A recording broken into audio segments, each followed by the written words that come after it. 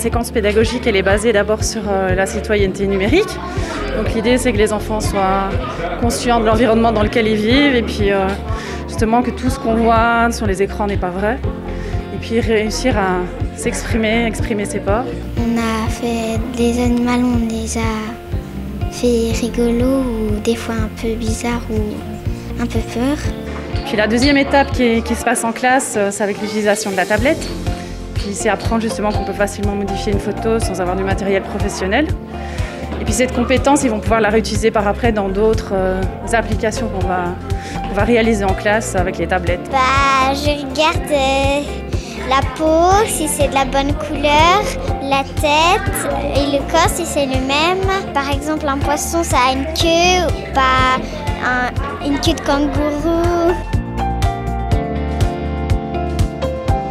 On est dans un état d'esprit très dynamique. Nous avons démarré en fait le projet d'éducation numérique en 2018 avec quelques établissements pilotes qui avaient démarré au premier cycle. Et puis aujourd'hui, on a 20 000 élèves qui sont touchés par le projet. On a plusieurs milliers d'enseignants aujourd'hui qui ont la formation pour faire de l'éducation numérique.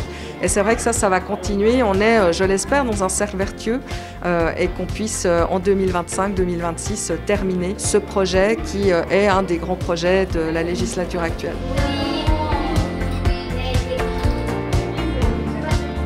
Ils sont en train de modifier une photo et puis le but c'est qu'ils se rendent compte qu'il y a des photos qui sont que ça reflète pas la réalité. Donc c'est pour leur montrer qu'il y a des images qui peuvent faire peur mais que c'est pas des images réelles. En fait, quand tu vas dans photo, tu as un endroit où c'est écrit modifier. Tu cliques dessus et après ça te montre, tu as des stylos et tu peux modifier, tu peux colorier ou faire des moustaches ou plein de choses. On a fait un poisson, on l'a modifié avec du jouet à lèvres et des habits de sport. Dans la plupart des activités qui sont menées dans les classes, les enfants sont très motivés. Ça permet d'enclencher l'activité facilement parce qu'ils sont motivés, ils sont preneurs.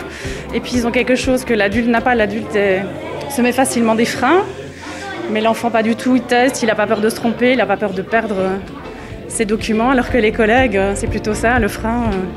Je vais faire quelque chose de faux alors que l'enfant pas du tout. On ne peut pas faire un projet d'éducation numérique s'il n'y a pas d'adhésion des enseignants et s'il n'y a pas la formation des enseignants, c'est l'élément clé. Et évidemment, nous sommes très reconnaissants aux enseignants d'avoir adhéré à cette idée, qu'ils aient compris aussi quelle était l'importance pour les élèves de pouvoir se doter de connaissances en matière d'éducation numérique.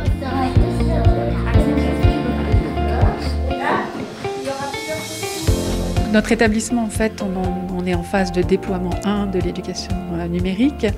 Ça signifie en fait que toutes nos classes de cycle 1, de 1 à 4P, sont en phase de formation. Nos enseignants sont formés. Pour l'établissement, en tout cas, ça a nécessité pas mal de travail en amont, de réception du matériel, négociation avec les communes par rapport à la mise en place des réseaux Wi-Fi adéquats pour que ça fonctionne, travail important des responsables informatiques.